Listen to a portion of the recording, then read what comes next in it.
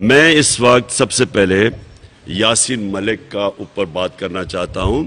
ان کا کل ہندوستان کے اندر ان کی عدالت میں ان کو سزا سنائی جائے گی، اور میں اس لیے آج ان کے اوپر یہ بات کرنا چاہتا ہوں کہ یاسین ملک کسی صورت ان کو دہشت گرد نہیں کہا جا سکتا، کیونکہ وہ ان کی بڑی لمبی سٹرگل ہے کشمیر اپنی آزادی کی، کشمیر کی آزادی کی سٹرگل۔ میں بڑی سخت مذمت کرتا ہوں ہندوستان حکومت کی۔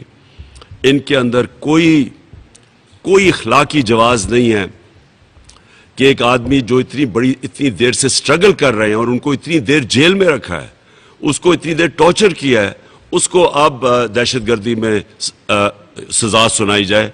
میں سارے پاکستان کی طرف سے اس کی سخت مذمت کرتا ہوں۔ میں انٹرنیشنل کمیونٹی کو آج اپیل کرتا ہوں کہ ایک طرف تو ہم سب کو آپ کہتے ہیں کہ یوکرین کے اوپر ہم روس کے خلاف اپنی آواز بلند کریں، لیکن دوسری طرف جو کشمیر میں ہو رہا ہے، اور یہ اس طرح کے یاسین ملک سے جو اب سب کو نظر آ رہا ہے کہ کل اس کو یہ سزائے موت سنائی جائے گی، اس کے اوپر میں انٹرنیشنل کمیونٹی کو آج کہتا ہوں کہ یہ ڈبل سٹینڈرڈز ختم کریں۔